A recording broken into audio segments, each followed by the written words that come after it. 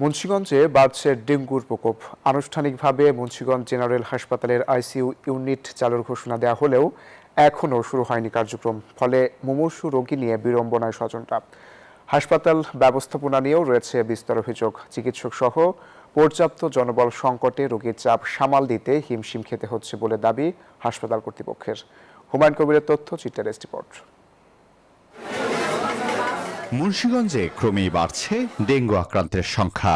চলতি বছরে এখন পর্যন্ত আক্রান্তের সংখ্যা ৫ শতাধিক। ৪০ জন আক্রান্ত রোগী মুন্সিগঞ্জ জেনারেল হাসপাতালে অভ্যন্তরীণ বিভাগের ডেঙ্গু বিশেষায়িত ওয়ার্ডে ভর্তি। শুধু ১৮ আগস্টেই ডেঙ্গু শনাক্ত হয়েছে ২০ জনের। রোগী ও স্বজনদের অভিযোগ, শয্যা না পেয়ে হাসপাতাল করিডোরে চিকিৎসা নিচ্ছেন অনেকে, জায়গা না পেয়ে পরামর্শ নিয়ে ফিরে যাচ্ছেন কেউ কেউ। অপরিচ্ছন্ন পরিবেশ ও ব্যবস্থাপনা নিয়েও ক্ষুব্ধ তারা। মোটামুটি চিকিৎসা ভালোই আছে, তবে বাথরুমের অবস্থা বিশেষ একটা ভালো না। সাইডে মানে একটু আবর্জনা আছে। আর এই হাসপাতাল পরিবেশ ভালো না, গন্ধে থাকা যায় না, বমি হয়, আর রোগে আক্রান্ত বেশি হয়। হাসপাতালের আইসিইউ ইউনিট চালুর ঘোষণা দেয়া হলেও এখনো অচল। এতে ডেঙ্গু আক্রান্ত মুমূর্ষু রোগী নিয়ে বিড়ম্বনায় পড়তে হচ্ছে। হাসপাতাল কর্তৃপক্ষ বলছে, চিকিৎসক সহ পর্যাপ্ত জনবল না থাকায় হাসপাতালের সেবাদান কার্যক্রম ব্যাহত হচ্ছে। রোগীর চাপ সামাল দিতে হিমশিম খেতে হচ্ছে।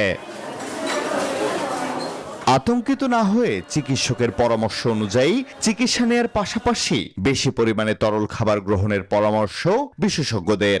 আমাদের অধিকাংশ রোগী এখান থেকে হসপিটাল আউটডোর ইনডোর থেকে চিকিৎসা পেয়ে সুস্থ হয়ে বাড়িতে যাচ্ছে। ডেঙ্গু পরিস্থিতি মোকাবেলায় সর্বোচ্চ প্রস্তুতি গ্রহণের আশ্বাস হাসপাতাল তত্ত্বাবধায়কের। ইনশাআল্লাহ আমাদের মুন্সিগঞ্জের হসপিটালের সকল চিকিৎসক এবং আমাদের সকল স্টাফবৃন্দ সর্বোত্তম করে চেষ্টা করছেন যে আমরা ডেঙ্গু রোগীদেরকে এবং সকল রোগীদেরকে সুন্দরভাবে চিকিৎসা সেবা দেওয়ার জন্য আমরা সবসময় জনগণের পাশে আছি। প্রয়োজনীয় চিকিৎসক ও জনবল নিয়োগের পাশাপাশি দ্রুত আইসিইউ চালুর দাবি স্থানীয়দের। Desk report, news 24।